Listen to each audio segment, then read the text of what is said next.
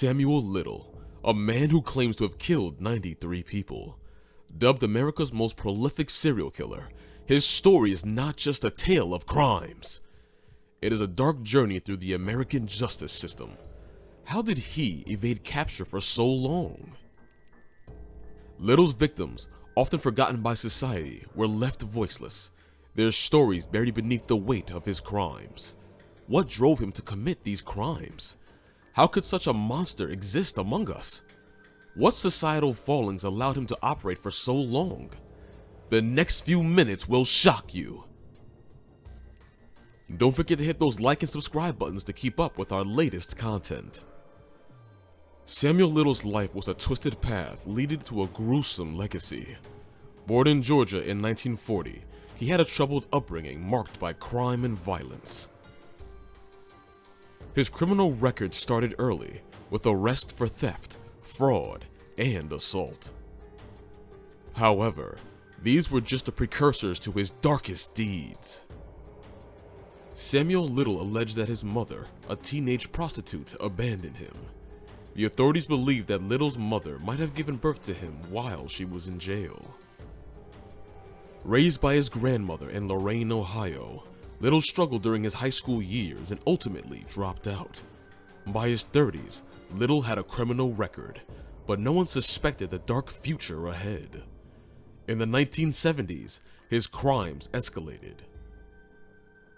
He traveled across the United States, from California to Florida, leaving a trail of violence. Curious about the nature of crimes? Facing arrest for assault, rape, driving under the influence, fraud, and armed robbery, among other crimes. He had been arrested over 25 times across 11 states by 1975. In total, he served 10 years for these various crimes and escaped 2 murder convictions before his 2014 guilty verdict. But who were his victims? His targets were vulnerable women, often ignored by society, caught in the webs of prostitution or addiction. Samuel Little saw them as easy prey. Isn't it terrible? He chose victims who he thought wouldn't be missed, helping him evade capture for years. Throughout the 1980s and 1990s, Little continued his rampage. Despite run-ins with the law, he avoided detection as a serial killer. How did he manage to commit these horrific acts for so long? The answer lies in his method. Always moving, choosing victims who wouldn't immediately alert the police. Little's method of killing started by punching his victims out cold and then strangling them to death. He left little evidence, making investigations difficult. His strategy highlighted societal neglect and institutional failures in protecting society's most vulnerable. How did he remain successful with all of this? It wasn't until 2012 that Little's past caught up with him. Arrested in Kentucky on drug charges, a routine DNA test linked him to 3 unsolved murders in California. In his 70s, Little was extradited to Los Angeles, ending his long and mysterious criminal career. Samuel Little's story is a stark warning about society's disregard for the marginalized. It shows the need for law enforcement and social services to be more inclusive and vigilant. Finally, here comes the conviction. In 2014, Little was convicted for 3 murders in Los Angeles between 1987 and 1989. The poor victims were Carol Eileen Elford, Guadalupe Duarte Apodaca, and Audrey Nelson Everett. Little claimed innocence, but the evidence was overwhelming. He received 3 life sentences without parole. That was just the beginning. In 2018, while in prison, Little began making shocking confessions. The FBI realized they were dealing with a serial killer whose crimes spanned decades. Little remembered each victim with disturbing clarity. He detailed every murder, describing his victims' appearances and sometimes their names. He confessed to killing 93 people, primarily women, between 1970 and 2005. just can't imagine such ferocity from a human. The FBI verified many of his confessions, realizing the extent of his crimes. Little was the most prolific serial killer in American history. His victims were mostly women, chosen for their vulnerability. His methods were brutal, and his descriptions showed no mercy. Even seasoned law enforcement officers were shocked by the scale and nature of his crimes. Did you know? Little spent his years in prison learning how to box. He showed promise as a prize-fighting fighter, not to pursue that career. Hit the bell button to get notified about the latest updates regarding these stories.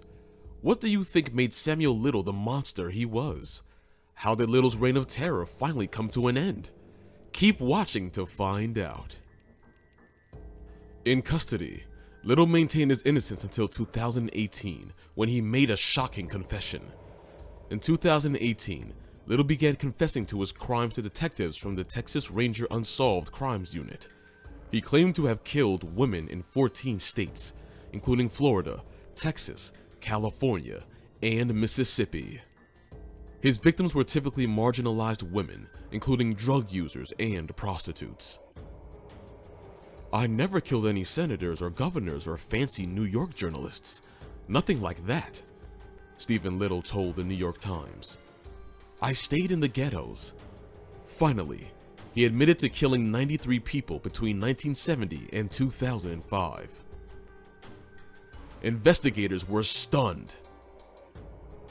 He provided details only the murderer could know, and his sketches of victims were ghostly and accurate.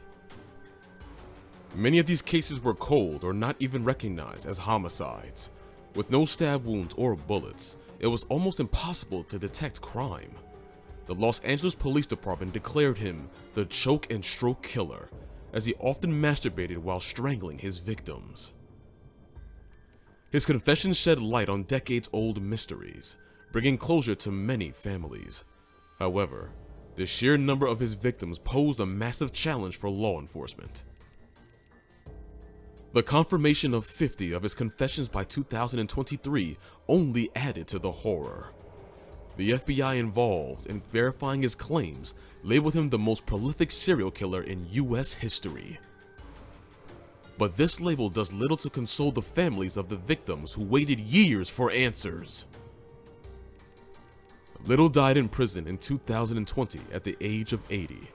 Once a haunting figure at 6'3" and above 200 pounds, Little had become wheelchair-bound in jail. He had diabetes, heart problems, and other unspecified ailments. Little is considered one of the most prolific serial killers in American history. Did he deserve that simple death? The depth of Little's crimes raises alarming questions about the societal and systematic failures that allowed him to operate unchecked. Many of his victims didn't receive the attention they deserved when they went missing or were found dead. How many could have been saved if their cases had been taken more seriously? Little's case is a grim reminder of the depths of human depravity. Each victim had a story, a life cut tragically short. Their memories deserve to be honored and their stories told.